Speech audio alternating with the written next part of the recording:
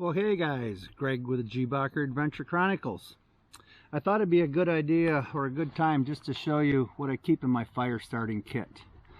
This is just a leather shaving kit bag that I bought on Amazon. Fairly reasonable. I think it was like about 30 bucks.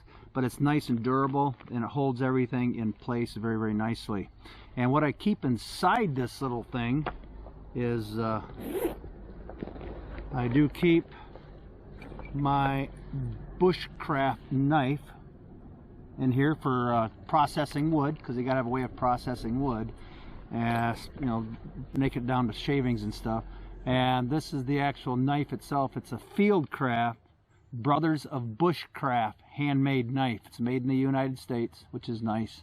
It's got a nice good size handle on it, and then the spline on the back is like a 1/4 inch, so it's a very, very durable knife, and it's very, very comfortable in the hand. Holds really well, and it's great being a full tang. So in other words, the blade goes all the way through to the end.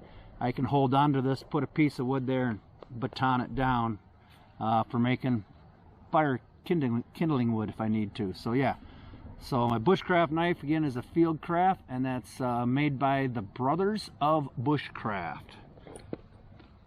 And then I have a nice leather pouch for that to stay in, which keeps it contained. And it does have some other little pouches too for putting stuff in there if I need it. Plus I always carry a little extra fire steel on there too, just in case I forget my big fire steel. But so that's the Bushcraft knife that I always keep in my fire kit. Also, I'm going to have my fire steel itself. And the nice thing with this is actually made by 4 Directions Bushcraft, and I ordered this online. You can get it through Amazon. This handle here is actually all fat wood, so really what's kind of nice is you can just take this and scrape a little bit off into a pile, and then once you got that, you can just take your fire steel and just spark it. It'll ignite the fat wood. So I keep that in there. Also, what I do to make things quick and easy is I do carry a pouch of